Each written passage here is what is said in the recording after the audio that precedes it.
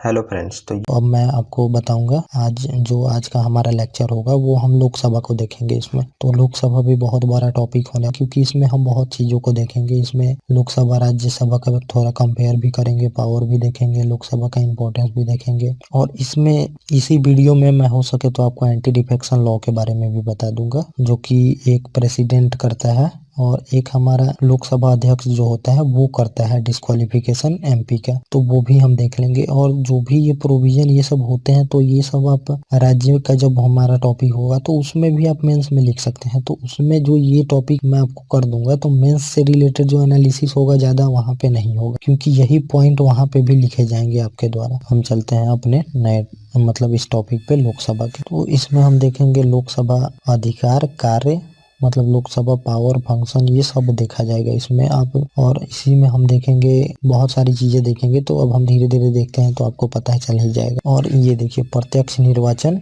लोकप्रिय सदस्य। तो जो लोकसभा के सदस्य होते हैं तो वो लोकसभा इलेक्शन के थ्रू डायरेक्टली चुने जाते हैं, वो आपको पता ही है। और ये लोकप्रिय सदन माना जाता है, तो डायरेक्टली पब्लिक द्वारा यहाँ पे लोगों को चुना जाता है। और ये नेशनल सरकार होती है, पूरे नेशनल को ये प्रतिनिधित्व करती है। तो ये पूरे हमारे देश का प्रतिनिधित्व करते हैं लोकसभा के सदस्य। जो जीत के पार्टी आती है वही अपना CM, union council of minister बोलते हैं, वही सरकार होती है। तो जितने सारी चीजें यही करते हैं। फॉरेन से कैसे रिलेशन रख, तो बहुत सारे काम होते हैं इनके। तो ये सब चीजें हम बात कर चुके हैं। तो अब हम चलते हैं आगे, देखते हैं क्या क्या। और अधिकतम इसमें तो थोड़ा सा मैं आपको सदस्य के बारे में बता दें। तो इसमें अधिकतम जो सदस्य होते हैं 552 सदस्य अधिकतम हो सकते हैं, जिसमें से 530 सदस्य राज्यों से और 20 यूटी से और 2 एंग्लो इंडियन। तो इन्हें अब समाप्त कर दिया गया है संशोधन द्वारा। और अभी वर्तमान में जो स्थिति है वो देख ले। तो 545 वर्तमान में स्थिति है, 330 जो है राज्यों से आते हैं और 13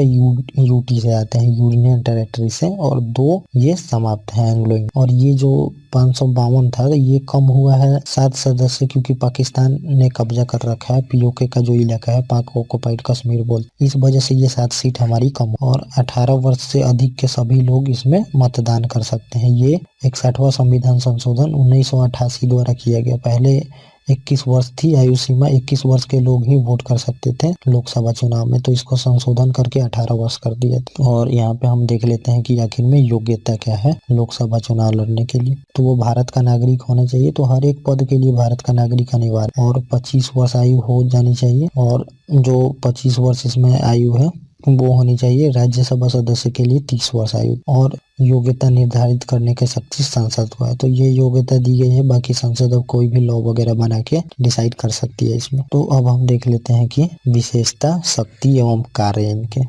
लोकसभा के शक्ति क्या है, कार्य क्या है और विशेषता क्या है। तो आर्टिकल जो 73(3) है, तो इसमें दिया गया है मंत्रिपरिषद सामूहिक रूप से लोकसभा के प्रति उत्तरदायी जो होती है। तो ये हमारा टॉपिक हो चुका है। तो बहुत अच्छे से मैंने इसके बारे में बताया। तो आप सीक्वेंस से वीडियो देखते हैं, और प्लेलिस्ट का जो लिंक है वो मैं डिस्क्रिप्शन में डाल भी देता हूँ, तो वहां से आप जाके और सारे लेक्चर पे बिल्कुल लेक्चर लिस्ट डाला है, 1 नंबर 2 नंबर 3 नंबर ऐसे करके। तो सामूहिक उत्तरदायी तो कि ये नाव में बैठे हैं तो नाव एक साथ डूबेगी और एक साथ ही तैरेगी, वो होता है सामूहिक उत्तरदायी। तो एक मंत्रालय के अगर फैसले पे कोई डाउट होता है और कॉन्फिडेंस मोशन आता है तो पूरे मंत्रिपरिषद को साथ ही में जानना, ये होता है अगर बहुमत नहीं। और विश्वास और अविश्वास प्रस्ताव, जो कॉन्फिडेंस और नो कॉन्फिडेंस मोशन होता है वो बस केवल लोकसभा में आता है, राज्यसभा में नहीं आता, क्योंकि राज्यसभा कभी डिजोल्व नहीं, वो परमानेंट हाउस है। और 99वां संविधान संशोधन था, लोकसभा के कुल सदस्य के 15% से ज्यादा लोग मंत्री नहीं बनाए जा सकते। ये 75 द्वारा जोड़ा गया उसमें। तो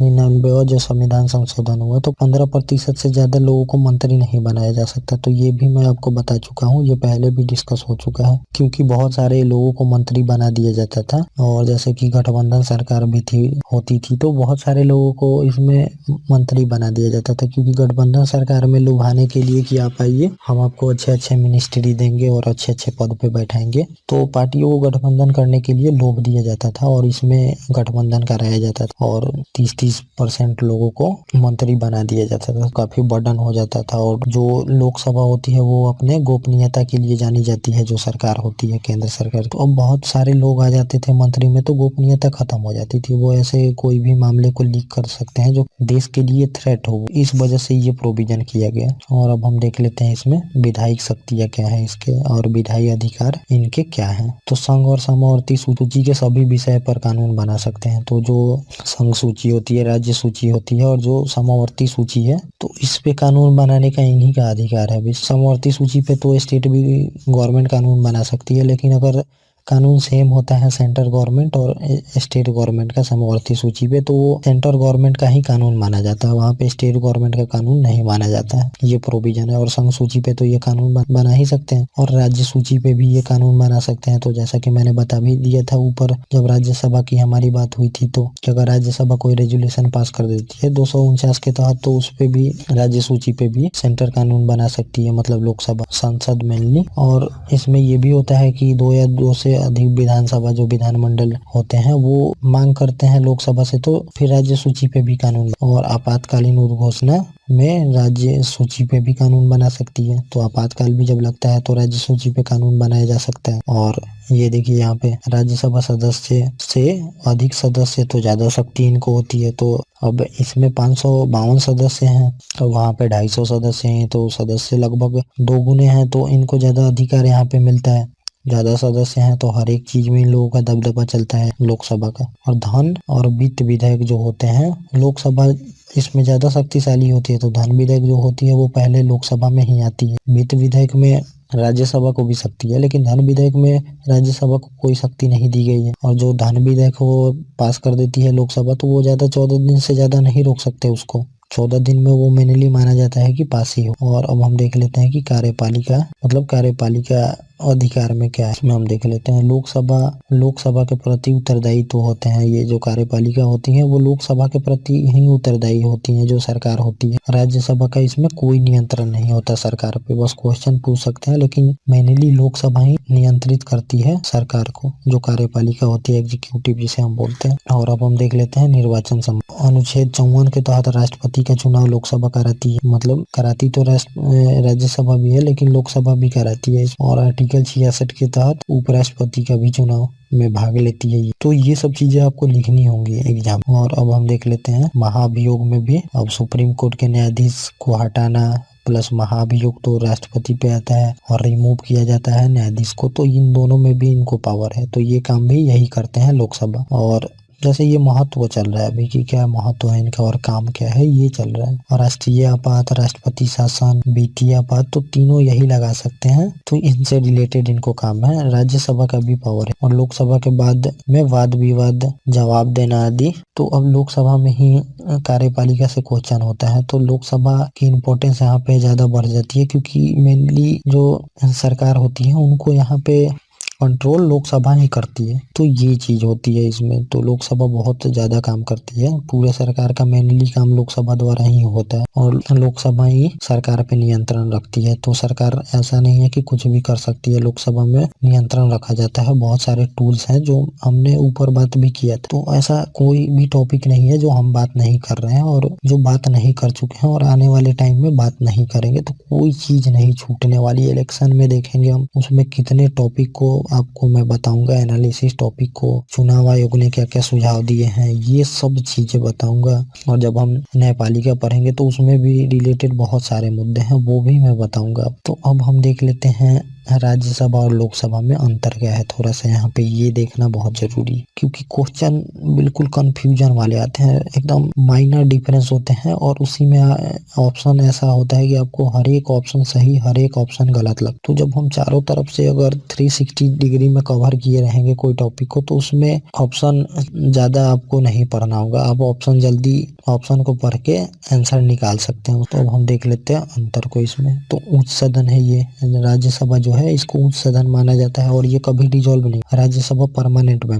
मतलब हाउस है, और लोकसभा निम्न सदन माना जाता है। तो ये अंतर है इसमें। लोकसभा तो एक बार में खाली हो सकती है, लेकिन राज्यसभा कभी भी एक बार में पूरी तरह खाली नहीं हो। और इनका कार्यकाल 6 वर्ष का होता है, जबकि लोकसभा का कार्यकाल 5 वर्ष का हो। और अप्रत्यक्ष जनता के प्रतिनिधि चुनते हैं इसमें। तो जो मैंने राज्यसभा में आपको बताया था कि इलेक्शन प्रोसेस, तो उसमें देखे थे कि अब विधानसभा सदस्य इनका वोट करते थे, तो ये अब विधानसभा सदस्य हैं तो उनको जनता चुनती है और जनता के प्रतिनिधित्व वो हैं और वो इनको चुनते हैं विधानसभा सदस्य। इनको अप्रत्यक्ष तो ही माना जाता है, ये वोट प्रणाली होती है जो, और इनका निर्वाचित जनता द्वारा सीधे प्रत्यक्ष रूप से चुना जाता है। को डायरेक्टली जनता लोकसभा के चुनाव में करती है, तो ये आप जानते ही हैं। और संघात्मक व्यवस्था का प्रतिनिधित्व करते हैं, तो ये मेनली राज्यसभा का प्रतिनिधित्व करते हैं। सेंटर में जो फेडरल सिस्टम हमारा होता है उसके प्रतिनिधित्व होता है, और ये राष्ट्रीयता की प्रतिनिधित्व करते। तो ये है राष्ट्रीय सरकार, ये राष्ट्रीयता को दिखाते हैं कि नेशनल हमारी सरकार कौन है ये बताते। और धन विधेयक पर शक्ति नहीं है इनको, तो मैंने बताया भी कि ज्यादा से ज्यादा दिन 14 दिन रोक सकते हैं ये। और धन विधेयक पर केवल लोकसभा को शक्ति है, और धन विधेयक केवल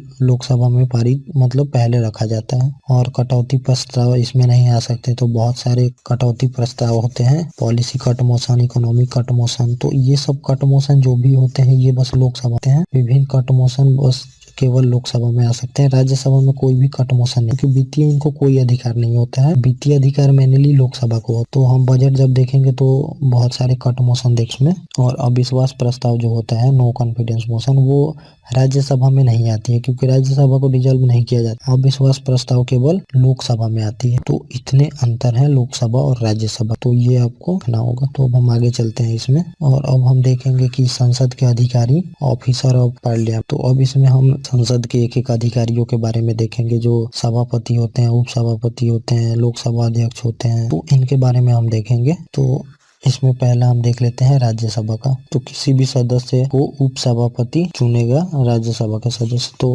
अब हम सभापति को तो देख ही चुके हैं, जो कि हमारे वाइस प्रेसिडेंट होते हैं, उपराष्ट्रपति। तो उनको आप वाइस प्रेसिडेंट का जो वीडियो है उनमें आप जाके अच्छे से देख सकते हैं उनको। अब इसमें हम उप सभापति को देखेंगे। थोड़ा सा मैं बताऊंगा, बहुत चीजें सभापति बारे में जानने की जरूरत नहीं। उप सभापति को जो राज्यसभा के सदस्य होते हैं वही चुनते हैं उप सभापति। और यहाँ पे है उप सभापति जो राज्यसभा के होते हैं, उनकी हटाने की क्या स्थितियां हैं ये यहाँ पे बताया गया है। तो राज्यसभा का सदस्य नहीं रहता तो उपसभापति को हटाया जा सकता है, या फिर अगर वो त्याग पत्र दे देता है अपना, और राज्यसभा के तत्कालीन संपूर्ण जो सदस्य हैं उनके बहुमत द्वारा पारित रेजुलेशन संकल्प द्वारा उनको हटाया जा सकता है। और हटाने के 14 दिन पहले नोटिस दें, तभी जाके आप हटा सकते हैं। और इनकी हम शक्तियां देख लेते हैं उपसभापति की। तो सभापति का पद रिक्त होने पे उसका कार्य करता है। तो जो वाइस प्रेसिडेंट होते हैं, अगर उनका पद रिक्त हो जाता है तो उनके हैसियत से ये काम करते हैं। तो जो सभापति हैं वो उपराष्ट्रपति जब बनते हैं तो उनके शक्तियों का निर्वहन करेंगे। तो जो उपराष्ट्रपति की शक्ति होती है और उनके कार्य होते हैं, जब सभापति उपराष्ट्रपति के मतलब पद पे सभापति बनेंगे तो उनके कार्य का पूरा अनुमोदन करेंगे। और तीसरा है यहाँ पे कि सभापति की अनुपस्थिति में उनकी शक्तियों का उपयोग करते हैं। तो जैसे कि मान लीजिए सभापति जो है अगर रहते हैं तो उपसभापति उनका कार्य, तो इतना चीज है यहाँ पे इनके बाद। तो अब हम देख लेते हैं लोकसभा अध्यक्ष के बाद। तो लोकसभा अध्यक्ष जो होता है ये भी पद बहुत ही इम्पोर्टेंट होता है, कि जो भी लोकसभा में कार्य होते हैं वो इन्हीं के द्वारा किया जाता है, लोकसभा अध्यक्ष के द्वारा। तो ये पद बहुत ही इम्पोर्टेंट हो जाता है। तो इस बारे में अभी हम देखेंगे कि एंटी डिफेक्शन लॉ वगैरह यही इन्हीं का प्रोविजन है, कि यही करते हैं वो काम। जो संसद सदस्य को संसद में अयोग्य घोषित किया जाता है एंटी डिफेक्शन लॉ द्वारा, तो ये यही करते हैं। और जितने भी सारे लॉ वगैरह होते हैं तो पास कराने का, चर्चा कराने का काम इन्हीं का होता है। और जैसे किसी मुद्दे पे बहस कराना हो, कोई प्रश्न पूछना हो, तो जो भी ये सब चीजें होती हैं तो ये लोकसभा अध्यक्ष द्वारा ही किया जाता है। तो ये पद काफी इम्पोर्टेंट हो जाता है, और इसको लेके काफी सारा विवाद भी रहता है। जैसे मंत्री लोग कंप्लेन करते रहते हैं, जो अपोजिशन वाले होते हैं, कि हमें नहीं बोलने दिया जाता, हमें कुछ ही देर के लिए बोलने का मौका दिया जाता है, बाकी लोगों को जो रूलिंग पार्टी है उसको ज्यादा मौका दिया जाता है बोलने का। तो ये सब लेके बहुत सारा टॉपिक हमेशा न्यूज में रहता है, और लोकसभा सदस्य का लोकसभा अध्यक्ष को लेके बहुत सारा न्यूज चलते रहता है। तो इस वजह से भी इसमें जो जो प्रोविजन है हमारा जानना काफी जरूरी है, और इससे क्वेश्चन भी आ चुके हैं और आगे भी आते रहेंगे। तो हम देख लेते हैं लोकसभा अध्यक्ष के कार्य। तो पावर और फंक्शन हमें देखना है इसमें। तो आर्टिकल जो 93 है उसमें लोकसभा सदस्यों के द्वारा अध्यक्ष एवं उपाध्यक्ष का चुनाव होता है। तो जो इनका चुनाव होता है ये लोकसभा सदस्य द्वारा ही होता है, अध्यक्ष का चुनाव। और लोकसभा का सदस्य रहेगा तभी तक अध्यक्ष रहेगा। तो अगर लोकसभा का सदस्य नहीं रहता है तब तक तो अध्यक्ष भी नहीं रहेगा अपने पद पे, क्योंकि जैसा कि मैंने आपको पहले भी बताया था कि अगर एमपी जैसे होते हैं, अगर वो मंत्री तभी तक रहेंगे जब तक कि वो संसद के सदस्य हैं, तो वैसा ही इनमें भी प्रोविजन है कि जब तक आप अध्यक्ष रहेंगे जब तक आप लोकसभा के सदस्य हैं। जब आपकी सदस्यता जाती है तो आप लोकसभा के अध्यक्ष भी नहीं। और लोकसभा अपने संपूर्ण सदस्यों के बहुमत से स्वीकृत प्रस्ताव द्वारा पद से हटा सकता है। तो लोकसभा जो है वो अध्यक्ष को अपने संपूर्ण के बहुमत से हटा सकते हैं। तो मतलब जितने लोग हैं वहाँ पे तो वो अपना बहुमत सिद्ध कर देंगे तो इनको हटाया जा सकता है वहाँ रेजुलेशन द्वारा। और लोकसभा विघटित स्थिति में नए सदन की प्रथम बैठक तक वो अपने पद पे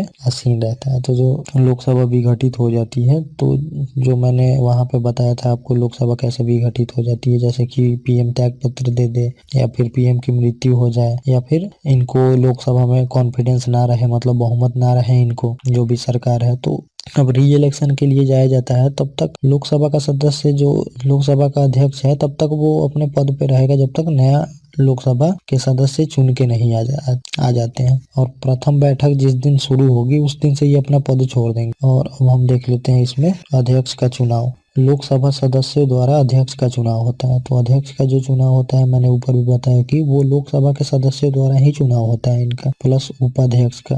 तो ये साधारण बहुमत से चुनाव होता है इनका। और इसमें सामान्यतः जो सत्तारूढ़ दल होती है, मतलब जिस पार्टी की सरकार होती है, दल द्वारा नाम प्रस्ताव किया जाता है। मान लीजिए उनकी मेजोरिटी है तो वही उनको चुन पाते हैं, क्योंकि वैसे भी वो ज्यादा सीट जीते हैं तभी सरकार में है। और विपक्ष के भी सदस्य हो सकते हैं। तो ऐसा नहीं है कि विपक्ष के सदस्य नहीं हो सकते हैं, कोई भी हो सकता है जो उसमें लोकसभा में खड़ा हो इलेक्शन में, वो बन सकता है इसमें। लेकिन जिसका बहुमत होगा वही सरकार में है और वही चुन पाता है इनको, ये रहता है इसमें प्रोविजन। और नई लोकसभा का काम अध्यक्ष का निर्वाचन करना भी है। तो जो नई लोकसभा चुन के आती है उनका ये भी काम रहता है कि वो नई अध्यक्ष का निर्वाचन करे, मतलब चुनाव करे। और इस बैठक की अध्यक्षता अस्थायी अध्यक्ष प्रोटेम स्पीकर करते हैं। तो इसमें प्रोविजन ये होता है कि जैसे नई लोकसभा चुन के आती है तो राष्ट्रपति एक प्रोटेम स्पीकर को चुनते हैं और वो जाके लोकसभा जो जितने भी सदस्य होते हैं उनको शपथ दिलाता है। और शपथ जब दिला दिया जाता है तो वो लोग मिलके एक अध्यक्ष को चुनते हैं, लोकसभा अध्यक्ष को। ये प्रोविजन होता है इसमें। तो हम देख लेते हैं कि प्रोटेम स्पीकर कौन होता है। तो लोकसभा की नई गठन तो राष्ट्रपति सदन के वरिष्ठतम सदस्य को अल्पकालिक कार्यवाहक अध्यक्ष के रूप में चुनता है।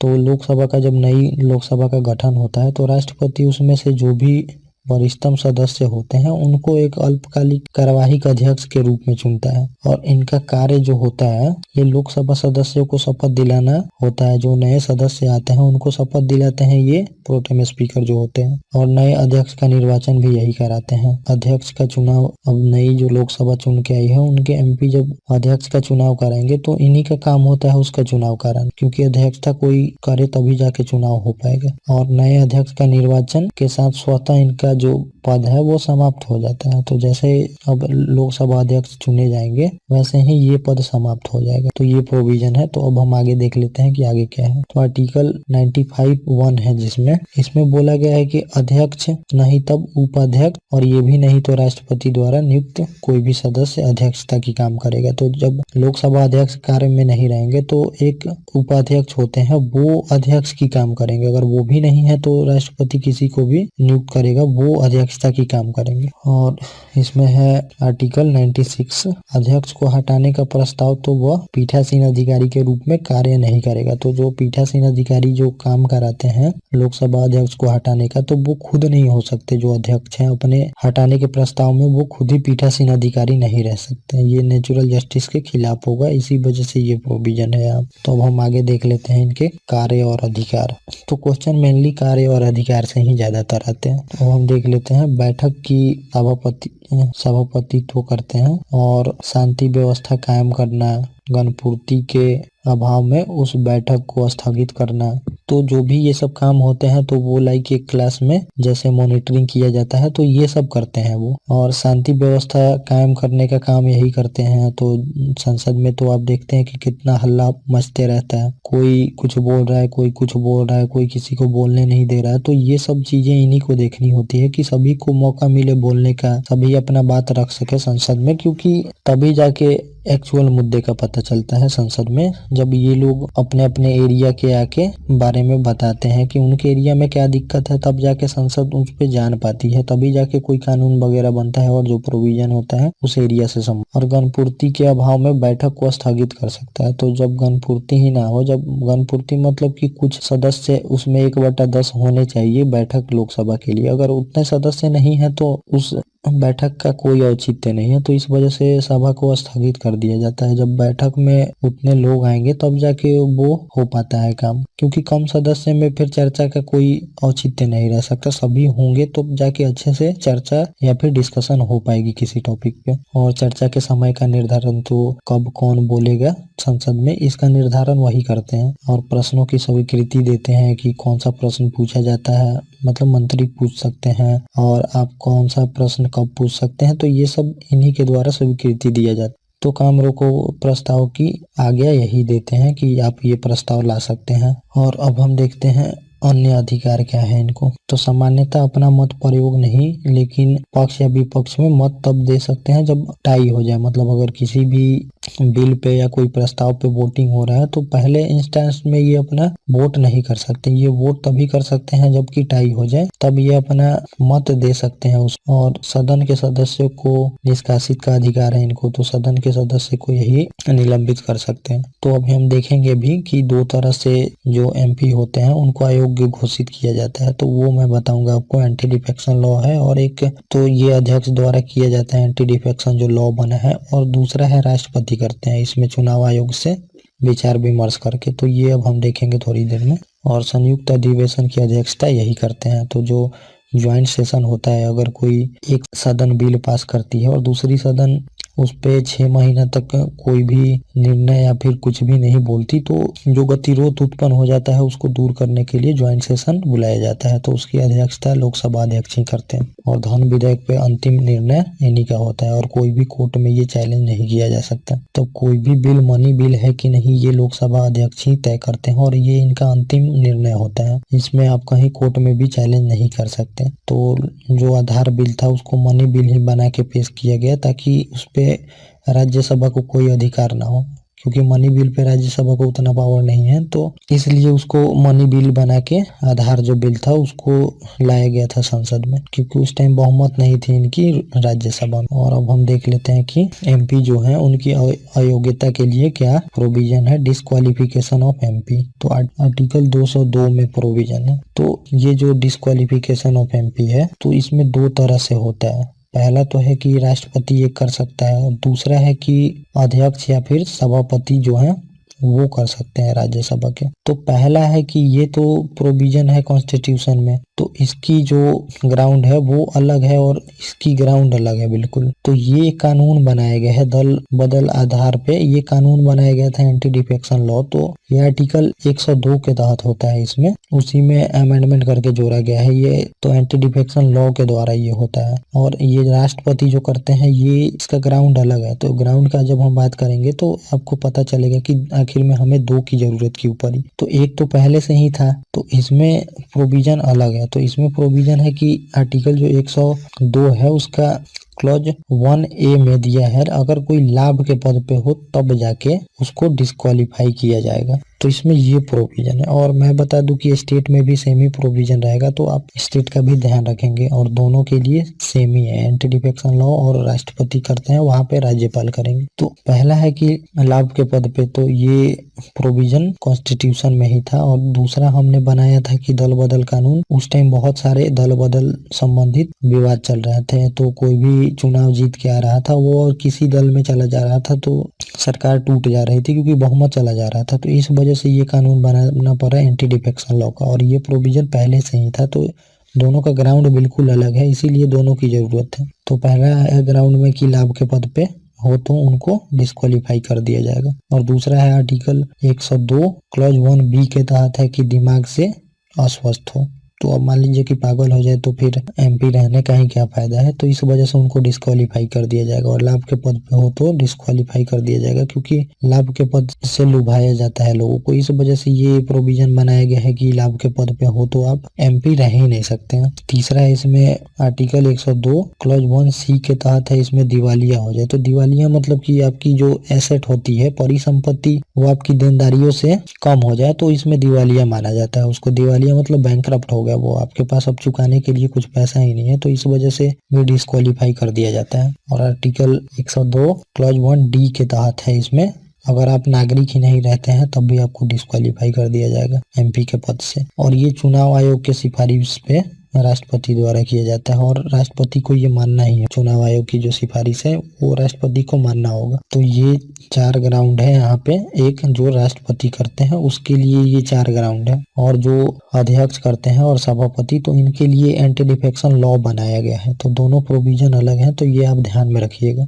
और आर्टिकल जो 102 है इसमें अयोग्यता घोषित अगर 10वीं अनुसूची के उल्लंघन पर होता है तो दल बदल कानून द्वारा एंटी डिफेक्शन लॉ द्वारा होता है। और ये जो एंटी डिफेक्शन लॉ बनाया गया है ये 52वां संविधान संशोधन 1985 द्वारा बनाया गया था ये, और ये 10वीं अनुसूची में है। तो अब थोड़ा हम दल बदल कानून के बारे में हम लोग बात कर लेते हैं। तो दल बदल कानून उस टाइम बनाया गया था और ये राजीव गांधी सरकार लाए थे, क्योंकि उस टाइम बहुत ज्यादा दल बदल संबंधित विवाद चल रहे थे। क्योंकि जो भी पार्टियां थी, अब छोटी छोटी पार्टी मिलके सरकार बनाती थी और अपना बहुमत मतलब ले लेती थी। उसमें से जो पार्टियां सपोर्ट देती थी वो सपोर्ट ले लेती थी कुछ दिन में। चाहे कोई भी सदस्य जीत के आए हैं तो वो एक पार्टी से तो जीत के आए आप किसी पार्टी से, और जब जीत के चले आए तो अब चले गए दूसरे पार्टी पे। तो ये ऐसे तरह के बहुत सारे मुद्दे चल रहे थे। तो इस वजह से अब देखा गया कि डेमोक्रेसी के लिए ये सही नहीं है। उस टाइम ये हो गया था कि एक आया राम गया राम थे, तो ये एमपी में थे, तो ये एक बार में ही एक दिन में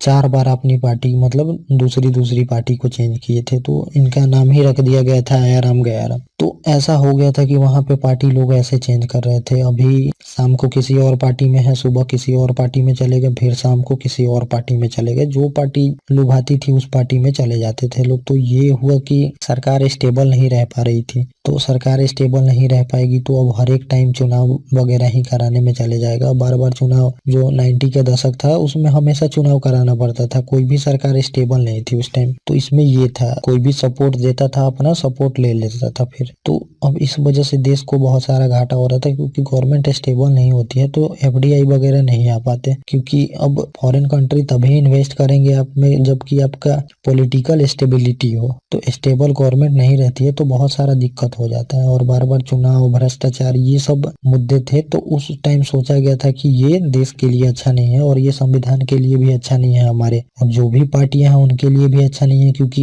इससे सारी पार्टियों को दिक्कतों का सामना करना पड़ता था। जैसे निर्दलीय सदस्य आते थे, उनको पार्टी लुभा के अपने में कर लेती थी। फिर दूसरी पार्टी थी वो बोलती थी कि आप यहाँ पे आ जाओ, आपको हम ये सुविधा देंगे, इतना पैसा देंगे, तो अब उसमें वो चले जाते थे। तो इस वजह से ये कानून बनाया गया। तो दल बदल कानून, एंटी डिफेक्शन लॉ बनाया गया, ये 52वां संविधान संशोधन 1985 द्वारा। तो अब इसमें क्या प्रोविजन है और कैसे इनको एमपी को डिस्क्वालीफाई किया जाता है, इसमें अब हम ये देख लेते हैं। तो संसद सदस्य या विधानसभा जो सदस्य होते हैं की समाप्ति का आधार है। तो विधान मंडल के जो सदस्य होते हैं इनको भी इसी के तहत हटाया जाता है। तो अब दोनों कानून सेम ही है। तो अब ये नहीं है कि अब हम राज्य पढ़ेंगे जब स्टेट तो उसको अलग से हम देखेंगे। तो अब हम एक एक इसमें देख लेते हैं प्रोविजन क्या है आखिर में इसमें। तो पहला है कि निर्दलीय सदस्य जो है, कोई राजनीतिक पार्टी का सदस्य बने तो वो डिस्क्वालीफाई हो जाए। तो जो भी निर्दलीय सदस्य अपने दम पे आते हैं चुनाव जीत के, अगर वो फिर किसी और पार्टी का सदस्य बनते हैं तो उनको डिस्क्वालीफाई कर दिया जाएगा वहां पे। क्योंकि जो जनता होती है आपको निर्दलीय देख के वोट की है कि ये किसी भी पार्टी से बंधे हुए नहीं है, ये इंडिपेंडेंट सदस्य है। तो ये हमारा जो बहुमत है वो किसी भी पार्टी के बिना दबाव में आके संसद में रख पाएंगे। और अगर आप जीत जाते हैं फिर आके आप किसी पार्टी को ज्वाइन करते हैं तो ये जो लोग आपको वोट किया है उससे धोखा है आप। इस वजह से ये प्रोविजन किया गया है, क्योंकि वो लोग आपको निर्दलीय देख के दिए थे, क्योंकि उनको किसी भी पार्टी पे भरोसा नहीं था। अच्छा देख के वो वोट किए। और दूसरा है अगर निर्दलीय सदस्य 6 माह पश्चात किसी राजनीतिक दल में सम्मिलित हो जाता है। और इसमें सेकंड जो है या में ये सब है, तो आप समझिएगा कि या फिर मतलब कि या तो ये या तो वो। तो अगर निर्दलीय सदस्य 6 माह के बाद किसी राजनीतिक दल में सम्मिलित हो जाता है तो भी डिस्क्वालीफाई कर दिया जाएगा। तो 6 महीने के इसमें दिया गया है कि पहले आपको पार्टी ज्वाइन करनी है, अगर करनी भी है तो। अगर 6 महीने के बाद ज्वाइन करते हैं तो आपको डिस्क्वालीफाई कर दिया जाएगा। तो बात वही है यहाँ पे, ये थोड़ा सा लूप होल है यहाँ पे,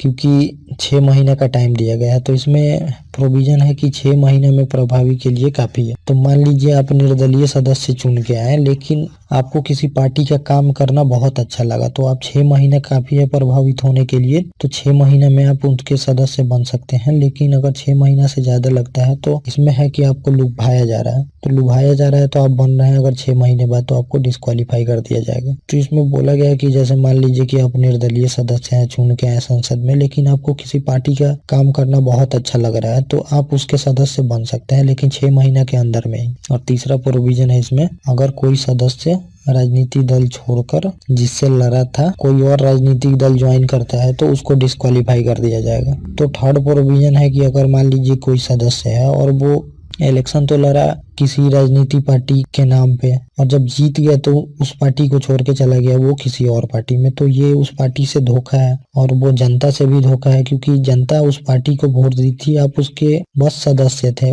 लेकिन जनता जो भी होती है वो पार्टी को वोट करती है, उसमें किसी सदस्य को भी वोट किया जाता है, लेकिन मेनली पार्टी को वोट किया जाता है। और पार्टी मीन्स एक आइडियल होता है, कोई भी जनता वोट करती है तो वो एक आइडियल को वोट करती है। कोई पार्टी को करती है तो वो उनका आइडियल है कि वो अपने मैनिफेस्टो में लिखते हैं, जैसे बीजेपी लिखती है कि हम शराब बंद कराएंगे, यूनिफॉर्म सिविल कोड लाएंगे। तो ये सब चीज देख के उनको कोई वोट करता है, जो भी सदस्य हैं उनसे प्रभावित होके। तो आप जब जीत लिए उनके नाम पे और आके बदल दिए पार्टी, तो ये उनके साथ धोखा हुआ। तो इस वजह से ये प्रोविजन दिया गया है कि अगर किसी और पार्टी के नाम पे आप जीतते हैं और आके यहाँ पे किसी और पार्टी को ज्वाइन कर लेते हैं तो इस बात पे आपको डिस्क्वालीफाई कर दिया जाएगा। और चौथा है व्हिप, मतदान के खिलाफ वोट करते हैं तो 15 दिन के अंदर पार्टी जो भी है भीतर पार्टी जिसमें आप सदस्य हैं माफ नहीं करती है तो आपको डिस्क्वालीफाई कर दिया जाएगा। तो एक व्हिप होता है, जैसे कि मान लीजिए कि व्हिप पार्टियां जारी करती हैं, तो व्हिप मतलब कि आप समझ लीजिए एक आदेश दिया जाता है, जो भी राजनीतिक दल के सदस्य होते हैं उनको व्हिप जारी किया जाता है कि आपको जो भी प्रस्ताव आएगा तो ये इसमें पहले ही बता दिया जाता है कि पार्टी के अगेंस्ट में आपको वोट नहीं करनी है।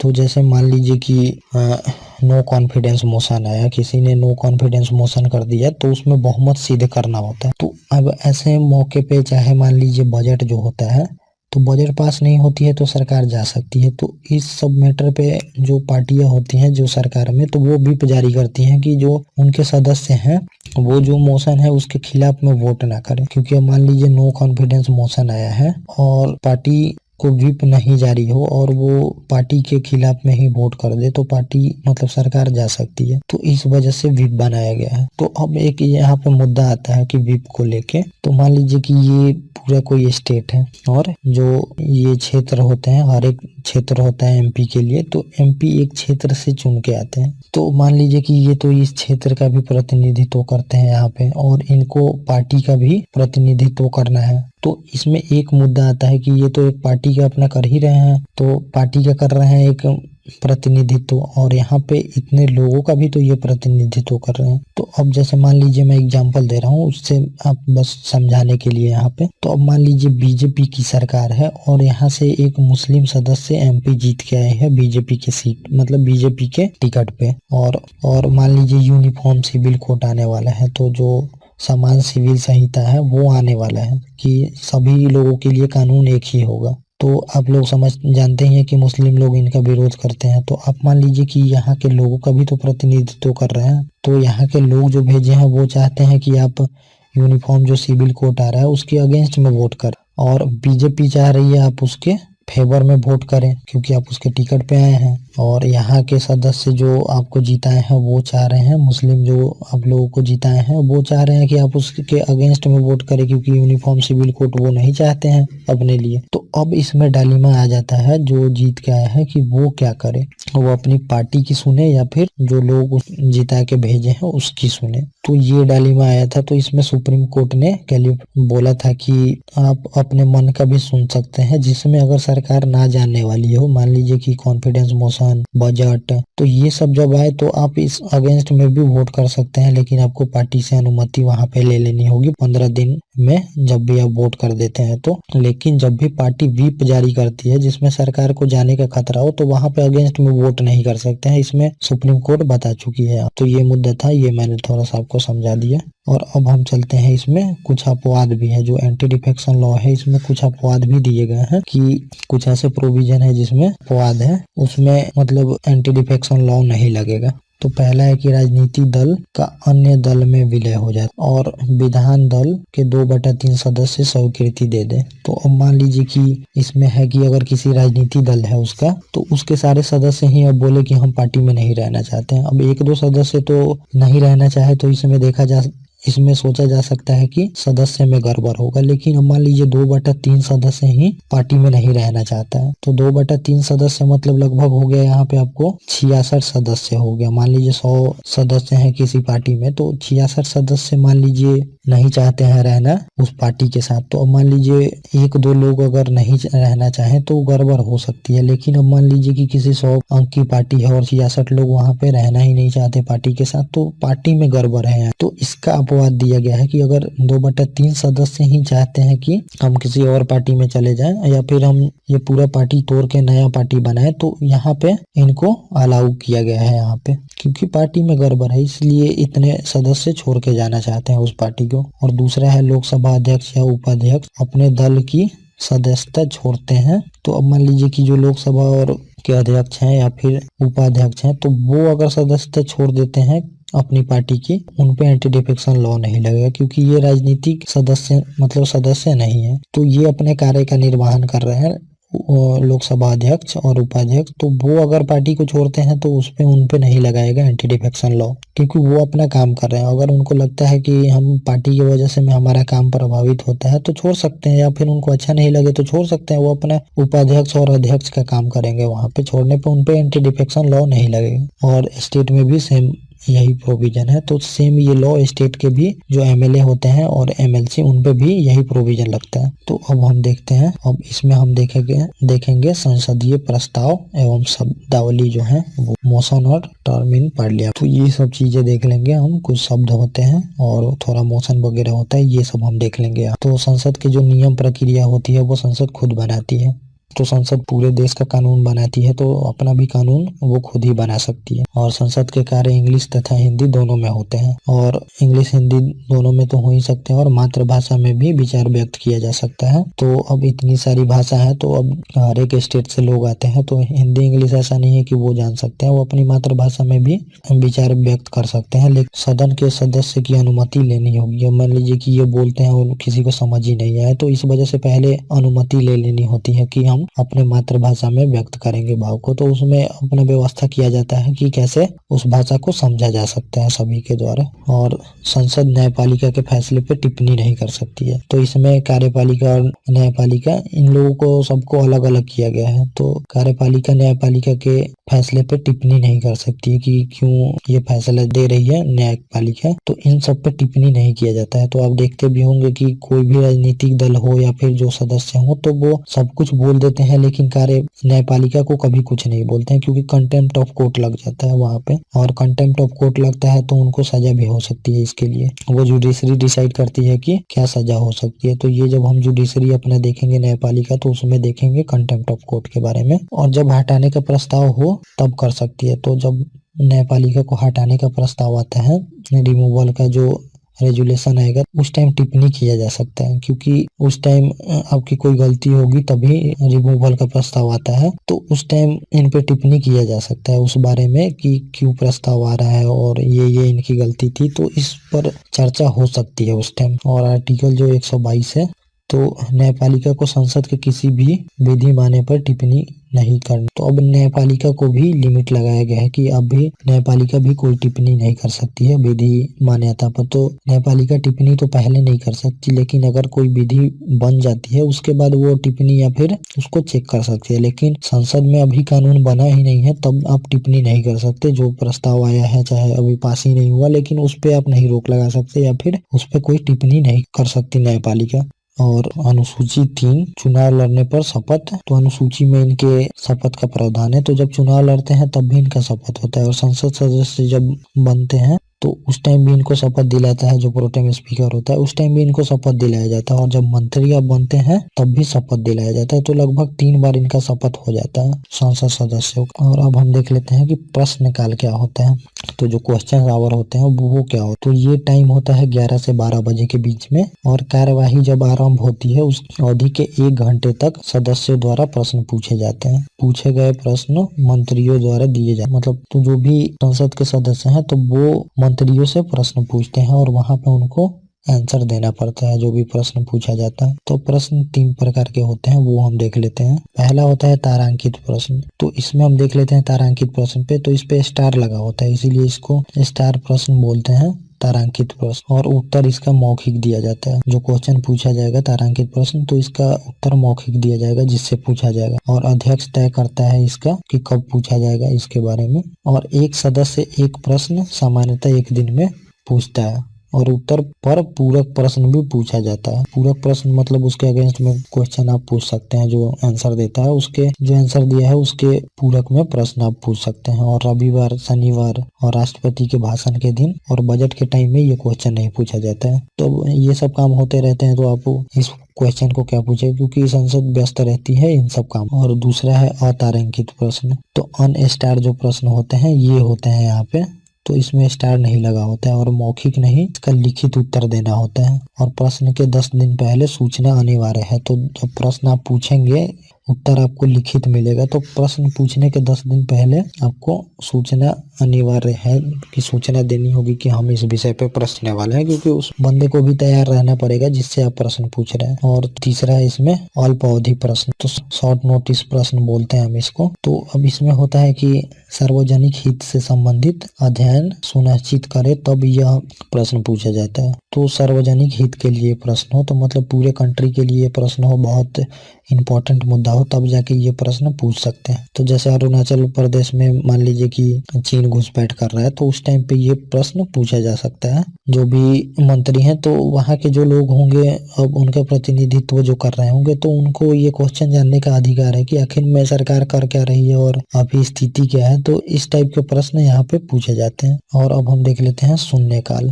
0 आवर्स। तो प्रश्नकाल के बाद सामान्यतः 1 घंटे प्रश्नकाल में जो प्रश्न नहीं पूछे जाते हैं वो यहाँ पे पूछे जाते हैं 0 आवर में। तो प्रश्न आवर जो है ये 12 से 1 बजे तक होती है, क्योंकि प्रश्नकाल के बाद ये सामान्यतः 0 आवर शुरू होता है। और तीसरा हम देख लेते हैं स्थगन प्रस्ताव। तो अडजर्नमेंट मोशन। तो स्थगन प्रस्ताव में अति आवश्यक विषय पर चर्चा उद्देश्य से किसी भी सदन में 50% प्रस्ताव समर्थन अनिवार्य है। तो जो भी ये मोशन आएगा जब स्थगन प्रस्ताव, तो 50% उस सदन का समर्थन होना चाहिए, तभी ये प्रस्ताव आ सकता है। उपस्थित का अध्यक्ष द्वारा अनुमति दिया जाता है। और इस प्रश्न का जो स्थगन प्रस्ताव आता है तो 50% समर्थक होगा तभी ये मोशन आ सकता है, और अध्यक्ष जो होते हैं इनकी अनुमति देते हैं। तो आवश्यक विषय वही जो मैंने अभी बताया उसी टाइप के विषय होते हैं, तो उस टाइम स्थगन प्रस्ताव बुलाया जा सकता है। तो अब हम देख लेते हैं ध्यान आकर्षण प्रस्ताव। तो कॉलिंग अटेंशन मोशन। तो अब इसको अध्यक्ष की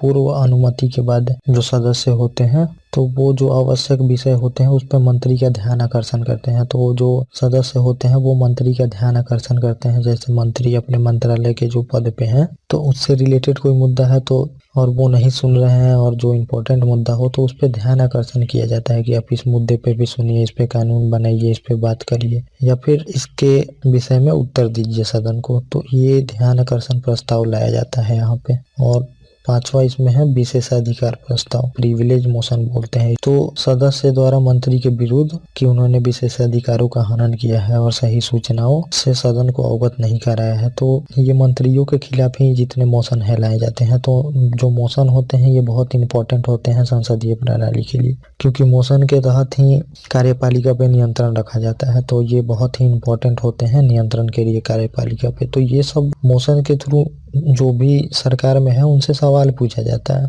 तो विशेषाधिकार प्रस्ताव से भी सवाल पूछा जाता है कि जो मंत्री अपने पद पे है वो अपने पद का गलत इस्तेमाल किया है और जो भी इंफॉर्मेशन दिया है संसद में वो गलत है, तो इस वजह से वो अपने पद का गलत इस्तेमाल किए हैं। तो इस पे ये प्रस्ताव लाया जाता है। जो भी प्रस्ताव लाया जाता है अगर इस पे वोटिंग होना शुरू हुआ तो अगर वोटिंग हो गया तो फिर सरकार जा भी सकती है अगर अगेंस्ट में वोटिंग हो गया तो। और अब हम देख लेते हैं निंदा प्रस्ताव, सेंसोर मत। तो इसमें मंत्री के नीति या कार्यों की आलोचना की जाती है। तो निंदा प्रस्ताव ही नाम है। तो जो मंत्री ने किसी मंत्री या फिर मंत्रालय जो है वो काम करता है तो उनके खिलाफ लाया जाता है। इसमें निंदा की जाती है कि आप सही काम नहीं कर रहे, आपको ऐसे करना चाहिए था, आप ऐसे कर रहे हैं, तो इसलिए ये प्रस्ताव लाया जाता है। तो ये सब थोड़ा थोड़ा जान लेना जरूरी है, इसलिए मैंने सारे प्रस्ताव को यहाँ पे लिख दिया है आप लोगों के लिए। और अब हम आगे देख लेते हैं विश्वास प्रस्ताव। तो नो कॉन्फिडेंस मोशन बोलते हैं इसमें, और ये लोकसभा में ही आ सकती है। और विपक्ष के किसी सदस्य द्वारा सदन की सहमति हो तो अध्यक्ष जो होते हैं उनके सहमति पे लाया जाता है और इसका समय निर्धारण किया जाता है। जो नो कॉन्फिडेंस मोशन होता है तो इसमें जो पार्टी होती है सरकार में उसके खिलाफ लाया जाता है। अब जो सदस्यों को लगता है कि पार्टी अपना बहुमत खो चुकी है, मतलब कि जो पार्टी के कुछ सदस्य हैं वो उनके खिलाफ है, तो इस पे वोटिंग होती है और देखा जाता है कि आप 272 जो आंकड़ा है सरकार बनाने के लिए उतना वोट पा रहे हैं कि नहीं, अपने पार्टियों में सदस्य जो है उतना लोग आपको सपोर्ट कर रहे हैं कि नहीं। और जब कॉन्फिडेंस आता है तो इस पे वोटिंग होता है। अगर वोटिंग में अपना मोशन नहीं कर पाए मतलब कॉन्फिडेंस नहीं सिद्ध कर पाए, उतने लोग वोट नहीं करते इनके, तो सरकार चली जाएगी, उसमें त्याग पत्र देना पड़ेगा प्रधानमंत्री। और 8वां होता है विश्वास प्रस्ताव। तो जैसे अविश्वास प्रस्ताव अपोजिशन द्वारा लाया जाता है वैसे ही जो सरकार में होता है वो अपना विश्वास प्रस्ताव लाता है। इसमें अपना सिद्ध करता है कि हमारे पास विश्वास है, मतलब सदन का बहुमत है हम, और ये सत्तारूढ़ दल द्वारा लाया जाता है। तो पहली बार ये 1779 में लाया गया था और पीएम चरण सिंह द्वारा लाया गया था। तो वो अपना मोशन दिखाने के लिए कि हमारा सदन में अभी बहुमत है। और अब हम देख लेते हैं कि संसद के सत्र, सेशन ऑफ पार्लियामेंट। तो इसमें दिया है कि प्रत्येक सदन को ऐसे समय प्लस स्थान पर वो उचित समझे अधिवेशन के लिए आहूत कर सकता है। मतलब राष्ट्रपति जहां समझे वहां पे सेशन बुला सकता है और जब चाहे तब बुला सकता है। और इसमें ये नहीं है कि बस सेशन पार्लियामेंट में ही हो सकती है। तो ये क्वेश्चन आ भी चुका है कि क्या संसद का सेशन जो होता है सत्र वो बस पार्लियामेंट में चल सकता है, तो ऐसा कोई चिन्ह नहीं दिया गया है, कहीं भी सेशन हो सकता है। और इसमें सेशन मतलब कि समझ लीजिए जो सेशन होते हैं जिसमें 4 महीना 5 महीना पे लोग आके मिलते हैं, सभी जो एमपी होते हैं वो मिलते हैं और अपना काम करते हैं। तो जैसे अभी बजट सेशन चल रहा है तो सारे लोग उसमें मिल के बजट पे काम कर रहे हैं, तो ये सेशन होता है, वहाँ पे काम होता है, बहुत सारे लॉ पास होते हैं, बहुत सारे डिस्कशन होते हैं। तो जितने सारे मुद्दे होते हैं वो सेशन बुला बुला के काम करना। और सेशन हमेशा नहीं रहता है क्योंकि जो एमपी होते हैं उनको संसद में भी काम करना होता है और अपने इलाके में भी जाके काम करता है, जहाँ से वो जीत के आए हैं वहाँ पे भी काम करना। तो ये मुद्दा है। और इसमें शर्त है एक सत्र और दूसरे सत्र का अंतर 6 महीने से ज्यादा नहीं हो सकता। तो अब इसमें सेशन नहीं दिया गया है कि कितने सेशन होने चाहिए, लेकिन इसमें ये बताया गया है कि कोई भी सेशन का अंतर 6 महीने से ज्यादा नहीं होना चाहिए। और पीएम की सलाह पे राष्ट्रपति बुलाता है, तो जो भी काम करते हैं वो सीएम के कहने पे ही करते हैं राष्ट्रपति।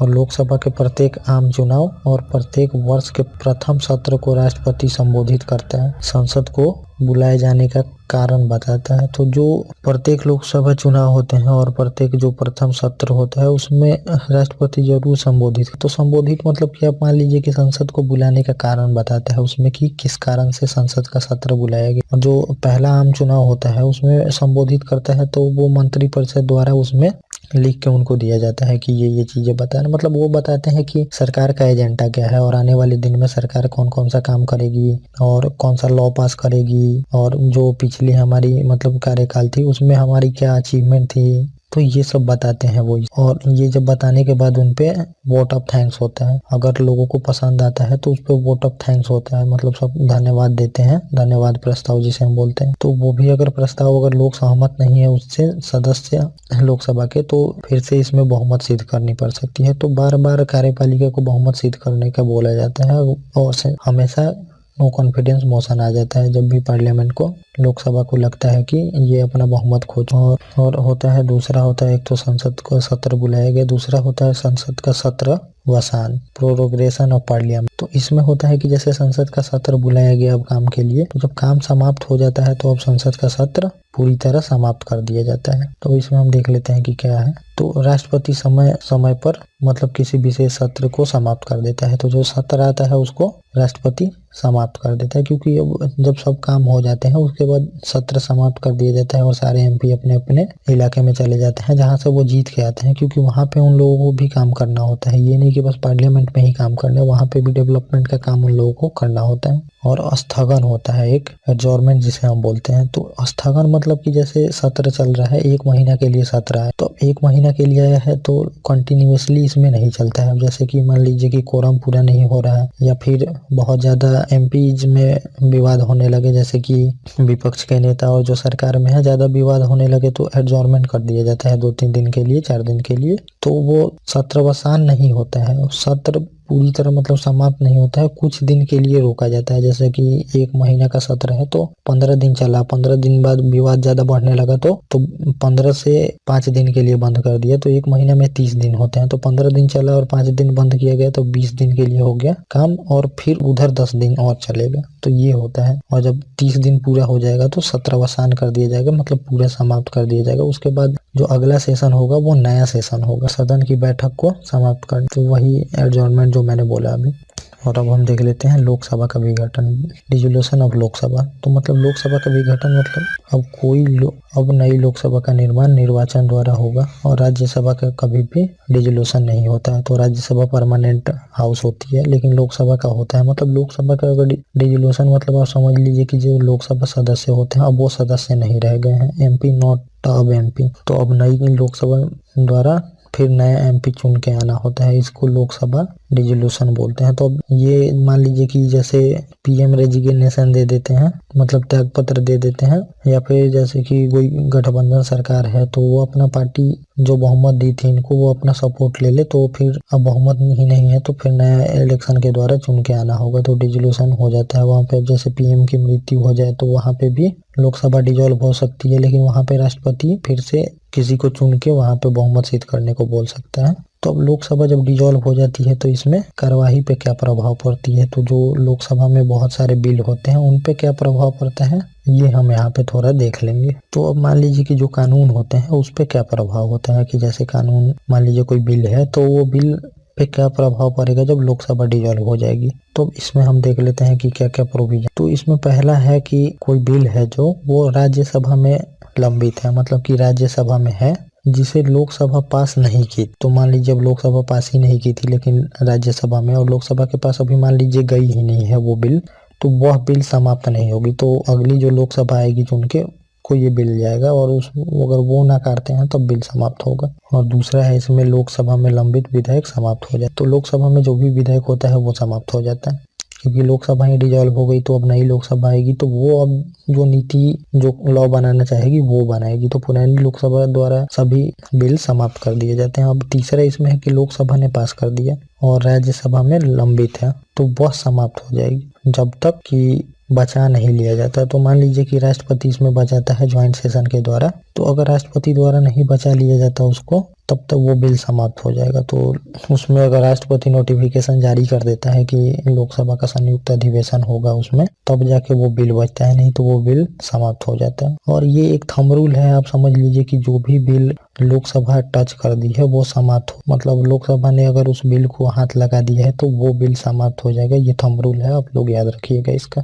तो अब हम आगे देखते हैं। आर्टिकल 100 में दिया है कोरम और गणपूर्ति। तो कोरम और गणपूर्ति की मान लीजिए कि जितने न्यूनतम सदस्य होने चाहिए, अब मान लीजिए कि लोकसभा या फिर राज्यसभा की जो बैठक होती है उसमें कुछ सदस्य ही ना हो तो वो बैठने का क्या फायदा है और काम काज क्या होगा। मान लीजिए कि 5 लोग हैं, 10 लोग हैं, तो उसमें काम काज क्या होगा। अब सदस्य हैं 545 लोकसभा में और मान लीजिए कि आ रहे हैं 5 सदस्य, तो 5 सदस्य आके क्या कर लेंगे उसमें। तो इस वजह से कोरम और गणपूर्ति बनाया गया है कि इतने सदस्य होने ही चाहिए तभी काम चल पाएगा। तो इसमें न्यूनतम सदस्य संख्या जो संसद में उपस्थित हो उसे कहते हैं। तो मतलब न्यूनतम सदस्य संख्या इतनी होनी ही चाहिए तब जाके काम। तो इसमें है कि 1/10 होनी चाहिए। अगर कोरम पूरा ना हो तो अध्यक्ष सदन को स्थगित कर देता है और इसमें निलंबित भी किया जा सकता है। तो स्थगित तो कर ही देता है, लेकिन अब मान लीजिए कि हमेशा सदस्य आ ही नहीं रहे हैं तो काम कैसे चल पाएगा। तो 1-2 बार तो स्थगित करेगा, लेकिन अब बार-बार जो पार्टी है सरकार में वो इसका काम है कि सदन का गणपूर्ति पूरा करे ताकि वहां पे काम हो सके। तो अगर काम नहीं पूरा होता है तो स्थगन को निलंबित भी कर सकती है इसमें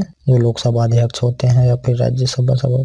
अब हम आगे देख लेते हैं आर्टिकल 98 संसद का सचिवालय। तो सचिवालय के बारे में अब हम जान लेते हैं। तो मंत्री की सहायता आदि के लिए होते हैं। तो अब मान लीजिए कि तो मंत्री तो उतने पढ़े लिखे नहीं होते कि उतना काम कर पाए। तो मैंने बताया अभी तक कि मंत्री के लिए कोई उसमें एजुकेशन क्वालिफिकेशन नहीं है। तो मंत्री मेनली उतने पढ़े लिखे नहीं होते हैं, वो इतना बिल वगैरह नहीं समझ पाते हैं। अब मान लीजिए कि जैसे कोई ये क्रिप्टो करेंसी है, तो क्रिप्टो करेंसी के बारे में कोई मंत्री जल्दी नहीं समझ पाएगा। उसमें जो बहुत अच्छे पढ़े लिखे मंत्री होते हैं वही समझ पाएंगे। तो अब क्रिप्टो करेंसी अच्छे लोगों को भी नहीं समझ में आता है। जो ब्लॉकचेन टेक्नोलॉजी पे काम करती है तो वो बहुत से लोगों को भी समझ में नहीं आता है, तो वो मंत्रियों को क्या समझ में आएगा। तो अब इन सब की सहायता के लिए संसद में सचिवालय बनाए गए हैं। उन लोगों को समझाया जाता है, सहायता की जाती है उनके कामों में। तो राज्यसभा और लोकसभा दोनों में ही होते हैं ये, और इनका नियम संसद द्वारा बनाया जाता है। और जो इनके मुख्य होते हैं वो महासचिव होते हैं, और लोकसभा के अध्यक्ष जो होते हैं वो इनको रेगुलेट करते हैं, और राज्यसभा के जो सभापति हैं वो अपना